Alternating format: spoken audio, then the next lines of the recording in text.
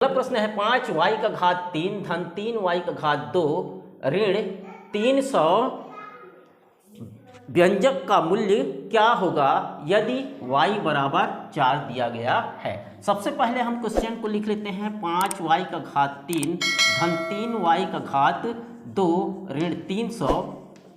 अब यहाँ पे y बराबर कितना दिया गया है, 4 दिया गया है, तो y का वैल्यू हमको कितना रखना है, 4 रखना है। चलिए रख देते हैं y का वैल्यू 4 रख देते हैं। 5 गुणा है ये दोनों के संबंध में, तो y की जगह क्या लिखेंगे हम, 4 लिखेंगे, 4 का घात 3 हो जाएगा धन उसी तरह से 3 गुणा 4 का घात 2 होगा ऋण 300।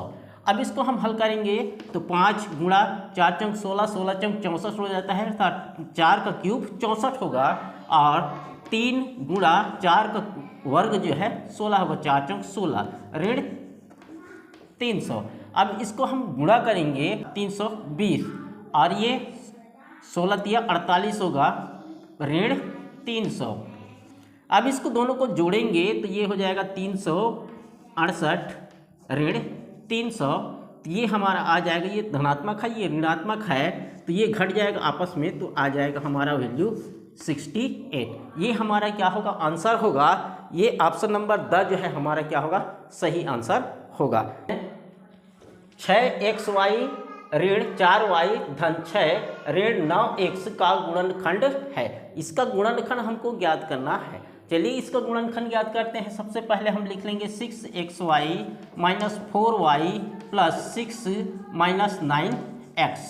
अब यहाँ पर जो x वाले हैं उसको हम एक जगह पर रख लेते हैं ताकि हमें कॉमन निकालते बन जाए। तो 6xy माइनस 9x को हम एक जगह पे लिख लिए माइनस 4y प्लस 6। अब ये दोनों में हम कॉमन निकालेंगे, उभयनिष्ठ निकालेंगे। उभयनिष्ठ निकालेंगे तो ये इसमें आ जाएगा 3 का पहाड़ा जाएगा, ये दोनों में तो 3 निकल जाएगा। 3x है, इसमें भी है, x में भी है x, तो ये निकल जाएगा, 3x निकल गया। अब इसका 3 का पहाड़ा पढ़ेंगे, 3 दूना 6, 2 बार जाएगा अर्थात 2 यहाँ पे बच गए। x जो है कॉमन यहाँ पे निकल गया है और y बचेगा तो 2y माइनस यहाँ पे 3 तिया 9, 3 आएगा और x तो हमने बाहर ही निकाल लिया है। उसी तरह से इसमें यहाँ पे ये 4 है और यहाँ 6 है, तो किससे जाएगा, 2 से जाएगा। 2 दोनों 4, 2y बचेगा और यहाँ पे ऋण है, यहाँ पे धन है, तो धन में ऋण का गुणा क्या हो जाएगा, ऋण होगा, तो 2 तिया 6 ये हमारा आ जाएगा। अब यहाँ पे जो कोष्टक से पहले है उसको एक कोष्टक में रख देंगे, 3x ऋण 2 पहले कोष्टक में, 2y ऋण 3 ये दूसरे कोष्टक में आ जाएगा। ये हमारा क्या हो जाएगा, आंसर होगा, इसका गुणनखंड होगा। अगला क्वेश्चन है यदि x ऋण 1 बटे 2x बराबर 3 बटे 4 हो तो x का मान होगा। ऑप्शन दिया गया है a ऋण 1 ब ऋण 2 स ऋण 3 द ऋण 4। चलिए इसको हम हल करते हैं। दोनों में जो है पहले लिख लेते हैं हम क्वेश्चन को, x ऋण 1 बटे 2x बराबर 3 बटे 4। इस तरह के सवाल जब आएंगे दोनों तरफ बराबर रहेगा और दोनों तरफ भिन्न के रूप में रहेंगे, बटे के रूप में रहेंगे, तो हमें सीधा गुणा करना है, तिर्यक गुणा। तो तिर्यक गुणा कर देते हैं इस तरह से। 4 का गुणा हो जाएगा x ऋण 1 के साथ बराबर 2x का गुणा हो जाएगा 3 के साथ, या 3 का गुणा 2x के साथ, एक ही बात है। अब इसका गुणा 4 का गुणा x के साथ गुणा करेंगे तो ये हो जाएगा 4x ऋण 4 एकम 4 बराबर 2 तिया 6x। अब हम इसको क्या करेंगे, पक्षांतर करेंगे, 6x को इधर लाएंगे तो 4x इधर धनात्मक है तो इधर आके ऋणात्मक हो जाएगा बराबर, ये 4 को उधर ले जाएंगे, राइट साइड में ले जाएंगे तो ये धनात्मक हो जाएगा। अब यहाँ पे आ जाएगा ये, इसको हम घटाएंगे तो ये ऋण 2x आ जाएगा बराबर 4। जब ये 2 को हम उधर ले जाएंगे तो क्या हो जाएगा, 4 बटे ऋण 2, तो x का वैल्यू आ जाएगा यहाँ पे ऋण 2। ये हमारा आंसर होगा, ऑप्शन नंबर ब जो है हमारा सही आंसर होगा। यदि 5 कोष्टक में x ऋण 1 कोष्टक बंद ऋण 2 कोष्टक के अंदर 2 धन x बटे 1 ऋण x बराबर 3 है तब x का मान होगा। ऑप्शन दिया गया है इसमें 2, 6, 5 और 7। चलिए देखते हैं। सबसे पहले यदि बटे के रूप में है, इधर बटे के रूप में नहीं है, तो इसको हम लिख लेंगे बटे के रूप में 5 कोष्टक में 1 से ऋण 1 ऋण 2 कोष्टक के अंदर 2 धन x बटे 1 ऋण x दिया गया है और यहाँ 3 दिया गया है, तो इसको भी हम परिमेय संख्या के रूप में लिखेंगे, 1 बटे 1 के रूप में लिख देते हैं, तो ये भी भिन्न के रूप में परिमेय संख्या के रूप में बन जाता है। अब सबसे पहले इस कोष्टक को हमें क्या करना है, हल करना है, उसके बाद ही आगे हम करेंगे। कोष्टक को हल करेंगे तो ये आपस में गुणा हो जाएगा, 5x हो जाएगा, 5 का गुणा 1 से करेंगे तो 5 एकम 5 होगा, यहाँ 2 दूना 4 हो जाएगा, यहाँ ऋण और यहाँ धन है तो ऋण होगा, धन में ऋण का गुणा ऋण होगा, 2 का गुणा 1 से किससे करेंगे तो 2x बटे 1 ऋण x बराबर 3 बटे 1 हो जाएगा। अब इसको हम हल करेंगे, यहाँ पे 5x है, यहाँ पे ऋण 2x है, तो दोनों आपस में घट जाएगा, तो आएगा ये 3x और ये दोनों ऋणात्मक है इसलिए जुड़ जाएंगे, तो ये ऋण 9 होगा बटे 1 ऋण x बराबर 3 बटे 1। अब हम इसको पहले जैसे तिर्यक गुणा हम करेंगे। चलिए तिर्यक गुणा करते हैं। तिर्यक गुणा करेंगे तो 1 का गुणा हो जाएगा 3x ऋण 9 के साथ बराबर 3 का गुणा होगा 1 ऋण x के साथ। गुणा करेंगे तो ये इतना ही आएगा, 3x ऋण 9 बराबर 3 एकम 3 और 3 का गुणा x से करेंगे तो 3x आ जाएगा। अब इसको हम पक्षांतर करेंगे, तो 3x ये ऋण 3x है, तो ये ऋण 3x इधर आएगा तो धन 3x हो जाएगा बराबर 3, यहाँ ऋणात्मक है उधर जाएगा तो धनात्मक हो जाएगा, ये हो जाएगा। अब यहाँ पे 3 और 3 6x हो जाएगा बराबर 3 और 9 जो है कितना हो जाएगा 12 होगा, तो x बराबर हो जाएगा 12 बटे 6 अर्थात x बराबर हो जाएगा हमारा 6 कम 6 6 दूना 12, तो x का वैल्यू आ जाएगा हमारा ऑप्शन नंबर आज जो है हमारा सही आंसर होगा। क्वेश्चन है, यदि 2y ऋण कोष्टक में 6 ऋण 7y बटे 9y ऋण कोष्टक के अंदर 3 धन 4y बराबर 2 बटे 3 तब y का मान होगा। ऑप्शन दिया गया है यहाँ पे, इन ऑप्शनों में चारों ऑप्शन में कौन सा ऑप्शन सही होगा। चलिए इसको हल करते हैं, बड़ा ही प्यारा क्वेश्चन है। 2y ऋण कोष्टक में 6 ऋण 7y बटे 9y ऋण कोष्टक के अंदर 3 धन 4y बराबर 2 बटे 3। हमने क्या सीखा कि सबसे पहले कोष्टक को तोड़ना है, सबसे पहले कोष्टक तोड़ लेते हैं। चलिए इसको कोष्टक को तोड़ते हैं तो 2y हो जाएगा, यहाँ पे ऋण यहाँ पे धन, तो धन में ऋण का गुणा ऋण हो जाएगा 6, ऋण और धन ऋण और ऋण का गुणा क्या हो जाएगा धन हो जाएगा 7y। सामने वाले जो भी रहता है कोष्टक के सामने वो उसके साथ क्या होता है गुणा होता है।